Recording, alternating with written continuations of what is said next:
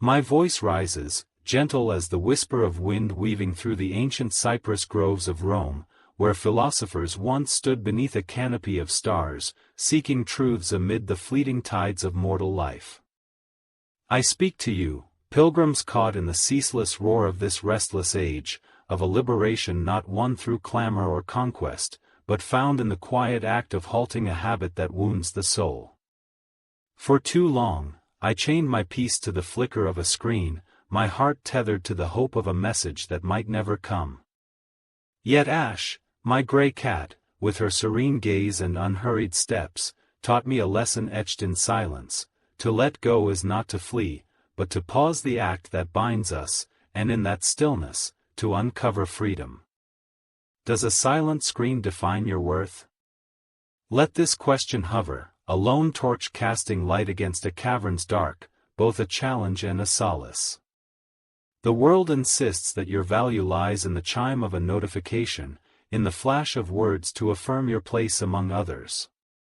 But what if I told you that true freedom blooms not when another replies, but when you cease to need their words to feel whole? I did not grasp this once.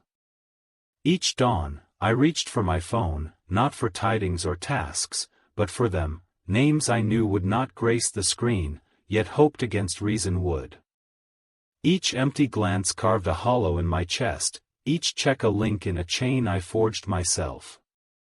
Then came the day I stopped, and in that pause, I found a quiet victory. I used to check my phone every morning.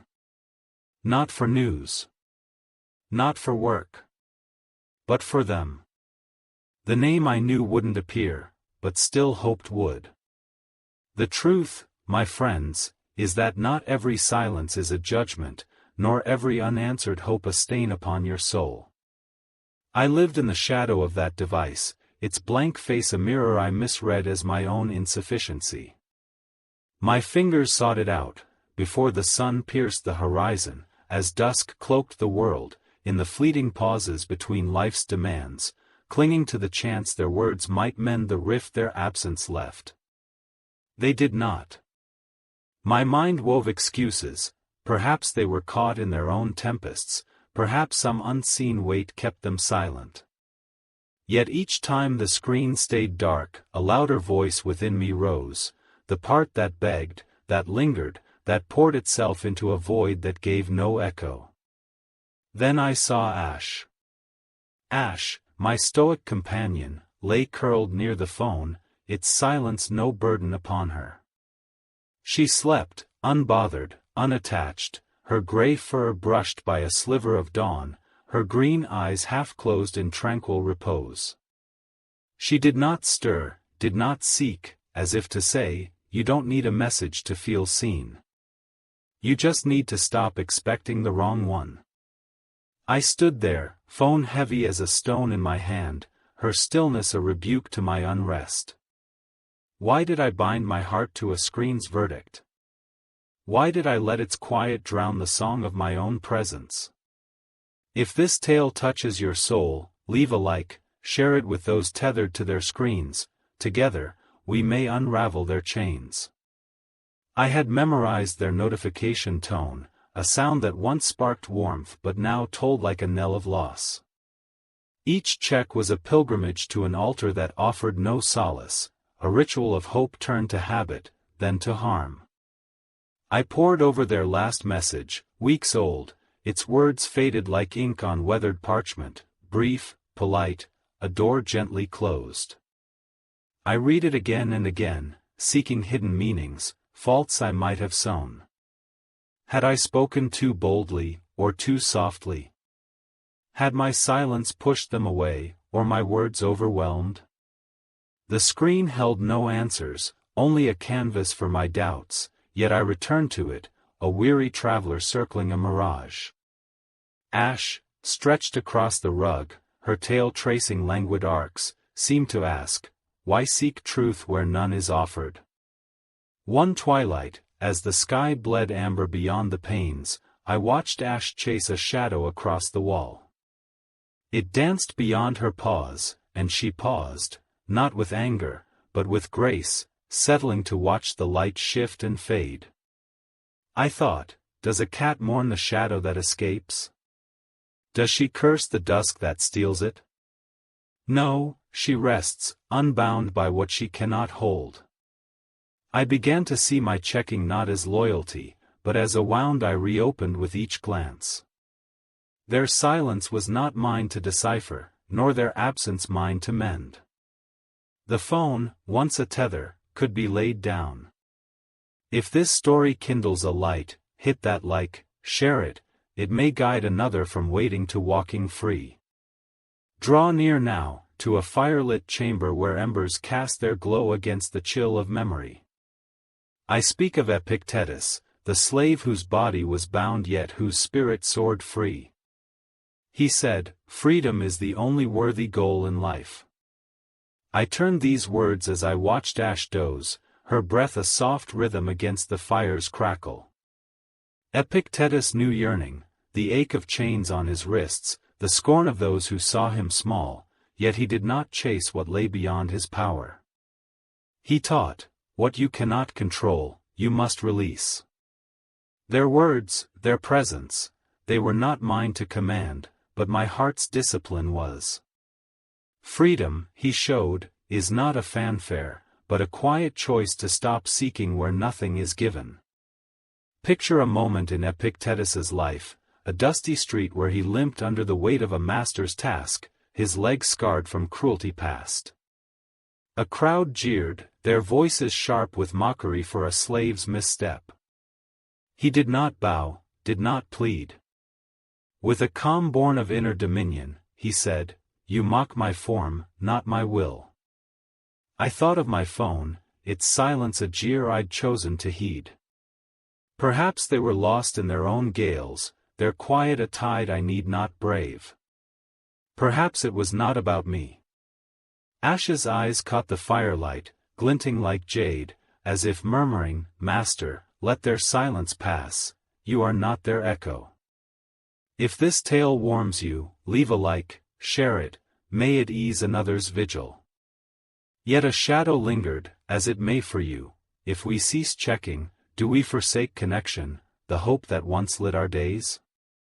Sitting with Ash, as moonlight silvered the floor, I wrestled with this. To stop seeking their words, did it mean dimming the glow of our past, the laughter we shared under quiet skies? I feared it might, my heart torn between clinging and healing. Then Marcus Aurelius's voice rose, you have power over your mind, not outside events. An emperor who knew loss, the faltering of empires, the fading of kin, he did not chain himself to what he could not hold. He wrote, what is not yours, let it go. I could cherish them still, yet not bind myself to their reply.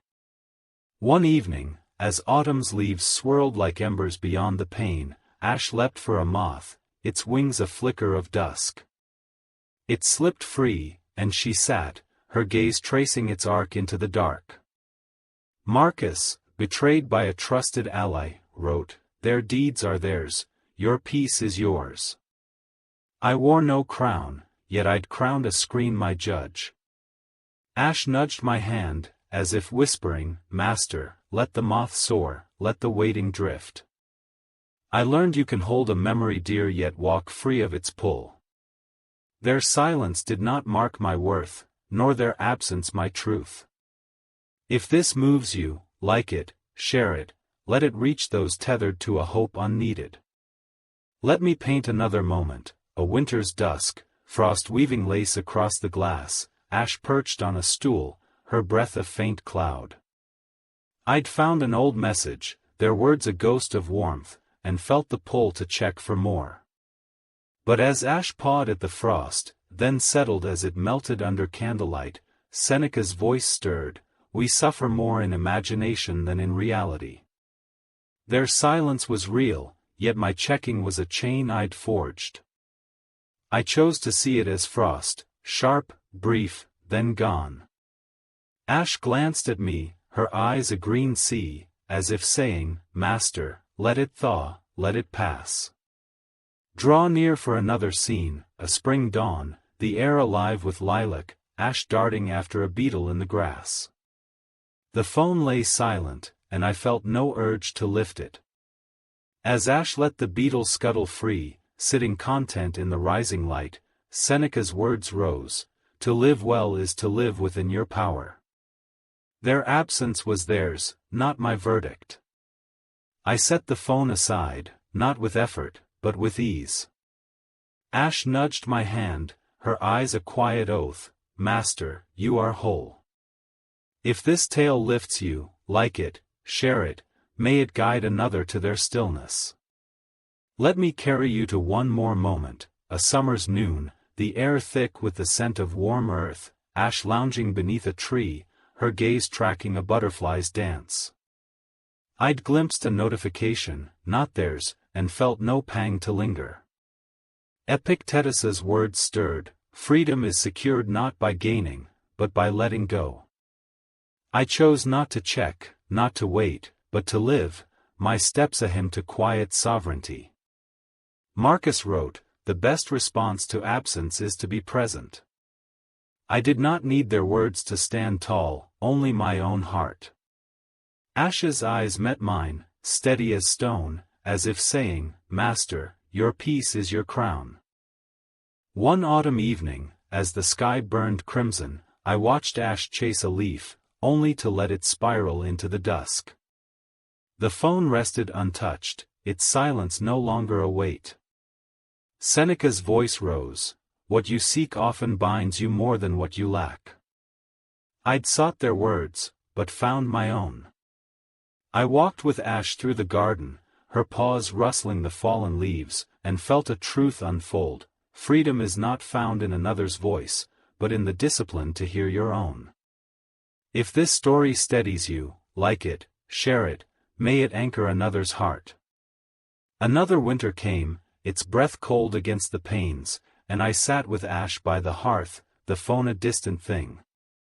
I'd found a photo, their faces a memory softened by time, and felt no need to seek their trace. Marcus's words echoed, "What you can control is enough." I chose presence over pursuit, stillness over striving. Ash curled beside me, her warmth a silent vow, "Master, you are enough. If this tale lifts you, like it, share it, may it guide another to their peace." So one morning, I didn't check. I put my phone down. I made tea, sat by the window, and looked out, not in. I did not get a text that day, but I gained something greater: stillness, presence, peace.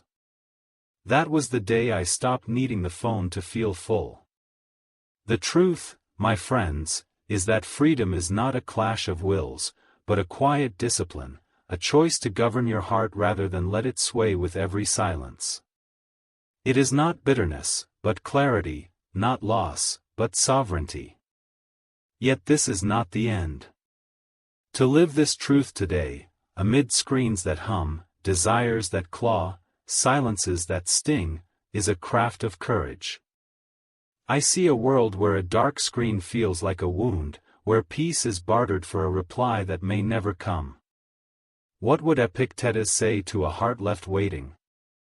How would Marcus stride through a crowd that scrolls past? Ash taught me my fullness is not theirs to grant. When screens stay dark, when names do not appear, I see not my lack, but my power to choose presence. This age bids us cling, stoicism bids us release. I sit with Ash, knowing that though the world spins, I can stand, like a tree in a storm, rooted yet unbowed. So can you. Live like Ash, like Epictetus, like Marcus, unbound by silences not yours.